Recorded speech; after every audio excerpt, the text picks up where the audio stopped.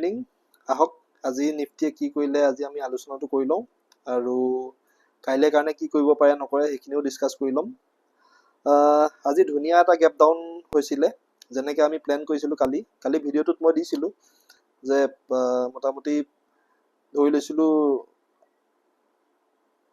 আমি যদি টাইম ফ্ৰেমটো সলাই পেলাই 1 ডে টাইম ফ্ৰেমত চাওঁ আৰু কেণ্ডেলৰ বদলি যদি লাইন চাওঁ তেতিয়াহ'লে এটা বস্তু চাওক ই এটা ধুনীয়া এম বনাইছিলে এম পেটাৰ্ণ এটা ধুনীয়া বনাইছিলে ডাবল টপ লগাই পেলাই 23,000 আমাৰ 550ৰ যিটো লেভেল আছিলে তাত ৰেজিষ্টেঞ্চ লৈ ধুনীয়া এটা এম পেটাৰ্ণ বনাইছিলে আৰু সেই সূত্ৰে মই আচলতে শুকুৰবাৰে দুটা পুট লৈ গৈছিলোঁ পুট পজিশ্যন লৈ গৈছিলোঁ য'ত আজি মই ৰাতিপুৱা অপেন হওঁতে আচলতে যথেষ্ট ধুনীয়া প্ৰফিট পাই আছিলোঁ কাৰণ মোটামুটি ই এম পেটাৰ্ণটো কমপ্লিট কৰি এই আমাৰ যিটো ছাপৰ্ট জ'ন আছিলে নিফটি লং ছাপৰ্ট জ'ন 23,350 ইয়ালৈকে আহিছিলে আৰু সেই সময়ত মই চাওঁতে মোটামুটি 80% মই প্ৰফিটত আছিলোঁ।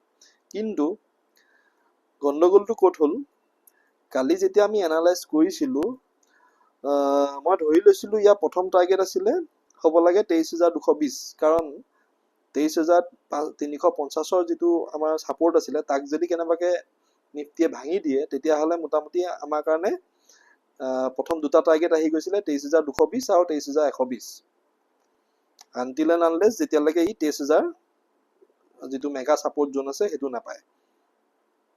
চ' মই ভাবিলোঁ যে ই যিহেতু 350ৰ ওচৰলৈকে আহিলেই তো ধৰি লৈছিলোঁ অলপ ওপৰলৈ গৈ পেলাই পুনৰবাৰ ই 350ক ই আচলতে ব্ৰেক কৰি দিব কিন্তু আমি ভবা মতে যে নহয় মাৰ্কেটখনটো আমাৰ মতে নচলে আৰু এটা ভুল কৰিলোঁ কি মই আচলতে চাই থাকিলোঁ 5 মিনিটৰ টাইম ফ্ৰেমত সেইটো এটা মোৰ কাৰণে এটা ভুল হৈ গ'ল আমি সদায় আচলতে দুটা টাইম ফ্ৰেমত মিনিমাম চাব লাগে নহ'লে আচলতে বস্তুখিনি আয়ত্ব কৰিবলৈ অকণমান অসুবিধা হয় এই 5 মিনিটত মই চাই থাকিলোঁ আৰু তাকো মই মোবাইলত চাই আছিলোঁ যিহেতু মই গুৱাহাটী আহিছিলোঁ চ' সেইটো কাৰণে 5 মিনিটৰ মই টাইম ফ্ৰেমত চাই আছিলোঁ ইয়াত কি হ'ল আচলতে প্ৰথম যিডাল কেণ্ডেল দেখিছে গ্ৰীণ কালাৰৰ এইডালতে হেভি বাইং আহিছিলে আচলতে চ' গেপ ডাউন হোৱাৰ পিছত বাইং অহাটো স্বাভাৱিক কথা অহাৰ পিছত পুনৰবাৰ ই 400 জ'নলৈ গৈ পেলাই 425ৰ যিটো আমাৰ লেভেল আছিলে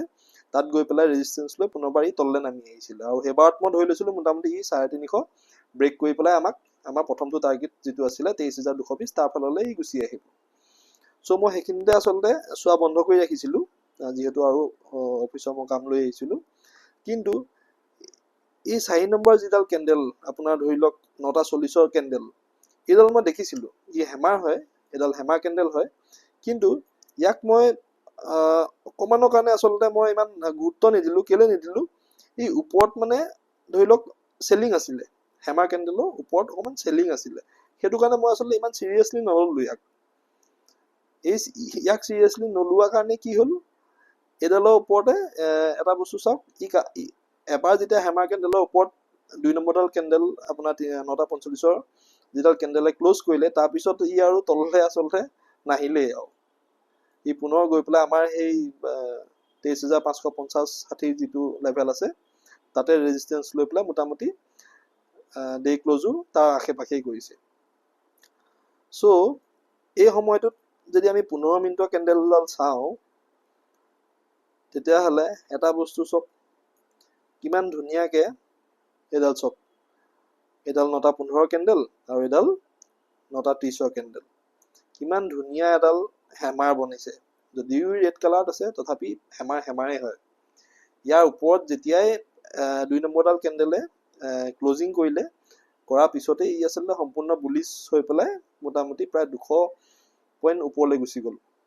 চ' এইটো এটা ডাঙৰ ভুল বুলিয়ে মই ধৰি ল'ম আজি ভুলটো হ'ল মানে এনেকুৱা ধৰণৰ কথা টাৰ্গেট যিহেতু ডাঙৰ ৰাখিছিলোঁ আৰু মই আচলতে বৃহস্পতিবাৰলৈকে ইয়াক ৰাখিম ভাবিছিলোঁ যিহেতু নিফটিয়ে আচলতে এটা ডাঙৰ ট্ৰেণ্ড চলি আছিলে আপ ট্ৰেণ্ড এটা চলি আছিলে আমি যদি 1 ঘণ্টাৰ টাইম ফ্ৰেমত চাওঁ নিফটিৰ এটা ডাঙৰ আপ ট্ৰেণ্ড চলি আছিলে এইটো চাওক ধুনীয়া আপ ট্ৰেণ্ড চলি আছিলে নিফটিৰ এই আপ ট্ৰেণ্ডটো যোৱা শুকুৰবাৰে ব্ৰেক কৰি নিফটিয়ে তললৈ আহিছিলে তললৈ আহি ই আজিৰ ডেটতো কিন্তু আমাৰ যিটো 23,350 ছাপোৰ্ট জোন আছে, তাত ছাপোৰ্ট লৈ এতিয়াও কিন্তু মোটামুটি সেই ট্ৰেড লাইনৰ তলতে ট্ৰেড কৰি আছে। চ' সেইটো কাৰণে আচলতে টাৰ্গেটটো মই অকণমান ডাঙৰকৈ ৰাখিছিলোঁ, যিহেতু এডাল ট্ৰেণ্ড লাইনৰ ব্ৰেকআউট হৈছে। চ' মই ভাবিছিলোঁ হয়তো বিয়েৰিছ ট্ৰেড বেছি হ'ব আৰু নিফটি মোটামুটি আমাৰ টাৰ্গেটলৈকে আহি যাব। আজি গেপ ডাউন হৈ পেলাই মোটামুটি যথেষ্ট আশাই জন্মাই দিছিলে, কিন্তু শেষত নহ'লেগে যেনিবা। বাকী দেখা যাওক অহা কেইদিনত কেনেকুৱা ধৰণৰ ধৰি লওক ট্ৰেড কৰে। এতিয়াও যিহেতু আশা এৰি দিয়া নাই। বাকী আজি চবচে ডাঙৰ ইম্পৰ্টেণ্ট যিটো লেচন বুলি মই ভাবোঁ, সেইটো হৈ গ'ল ট্ৰেড কৰি থাকোঁতে বা ট্ৰেড যেতিয়া লৈ থোৱা হয়, তেতিয়াহ'লে সদায় ট্ৰেডৰ সময়খিনি আচলতে বেলেগত দিব নালাগে। ট্ৰেডৰ সময়খিনি ট্ৰেডিঙতে আচলতে দিব লাগে, যাতে মানে কোনো ধৰণৰ সৰু সুৰা মানে এটা পইণ্টটো যাতে মিছ নহয়। যোৱা আগৰ কেইদিন আমি দেখি আছিলোঁ যে হেমাৰ বনায় বা কিবা বনাই পেলাই সি তাক ব্ৰেক কৰি তললৈ গুচি আহে।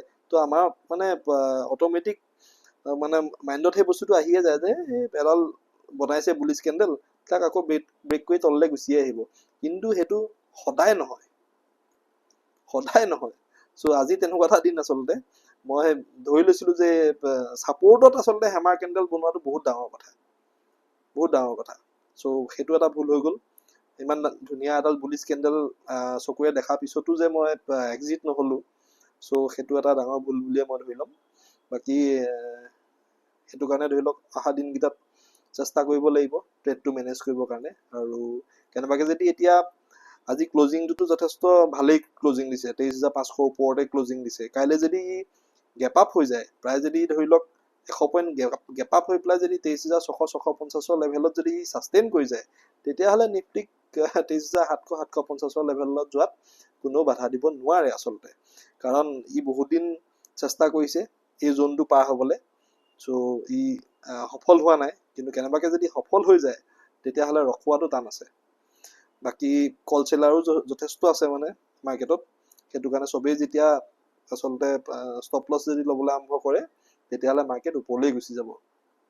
বাকী ঠিক তেনেকৈ যদি কেনেবাকৈ তললৈ আহিবলৈ হয়, এইবাৰ আমাৰ 350 যিটো লেভেল, 23,350 লেভেলটো যেতিয়ালৈকে ক্ৰছ নকৰে, যেতিয়ালৈকে তাৰ তলত মিনিমাম ছাষ্টেইন নহয় 15 মিনিট, তেতিয়ালৈকে কিন্তু আমি